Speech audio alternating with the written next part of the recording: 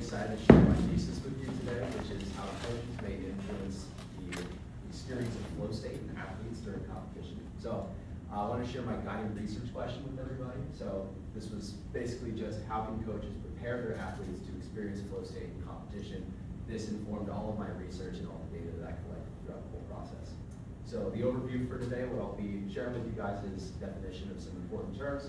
I'll go through the important stages of my literature review, which include the multidimensionality of athletic performance, as well as the effect that coaching methods can have on athletic performance. I'll go through my two connections, or my two answers to my research question.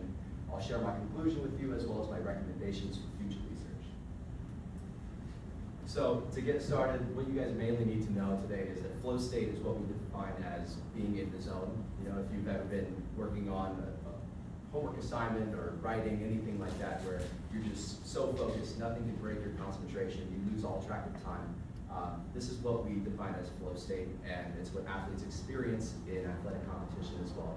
It's also been linked to exhibit optimal experience and peak performance. It's found by a lot of research. As far as the other terms go, I'll make sure to cover those as we go. But this right here is Csikszentmihalyi's flow channel.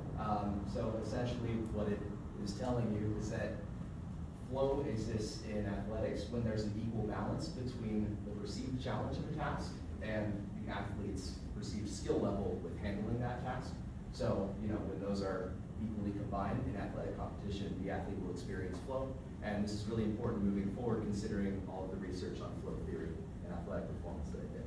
So within the theme of multidimensionality, the challenge skills matrix that I just showed you is very central to the framework of peak performance through flow, and multidimensionality being that the physical aspect is represented by the perceived, or by your skill level in handling a task, and the psychological aspect is represented by that perceived challenge that's coming at you. We also found that athletic performance is more accurately predicted when both physical and psychological variables of the athlete's profile are considered. Moving on to coaching methods, found that coaching can positively impact factors supporting flow state, which is supported by a lot of research. And this was mainly boiling down to what the literature defined as autonomy supportive coaching methods, which is essentially just when coaches support players' basic need to feel in charge of their own decisions and, you know, just have autonomy, general things like this. So the answer is, how can coaches prepare their athletes to experience flow state in competition? Well, my first answer to this was basically through a theoretical lens using self-determination theory, which was basically just imposed, or it was used to explain why humans are motivated to do anything in the first place. But the main part of this is that autonomy supportive coaching methods, such as providing athletes with choices, providing reasons underlying certain drills and practices, as well as acknowledging their feelings and preferences, increase their intrinsic motivation, which is just one's innate desire to engage in a task solely to derive pleasure from the task itself, seeking no external reward.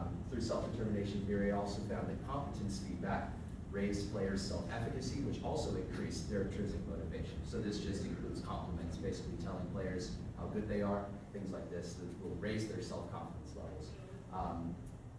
That leads to the final point in that intrinsic motivation and autonomy was shown to increase athletes' experience in flow state while they were in competition. So my second answer to the research question is a more practical application, and it's that coaches can structure their practice environment to train their athletes for flow state. And this includes doing things like being creative and finding new opportunities to create challenges, imposing risks, putting something on the line, as well as providing clear goals and immediate feedback within practice to allow players to train in flow state while in practice.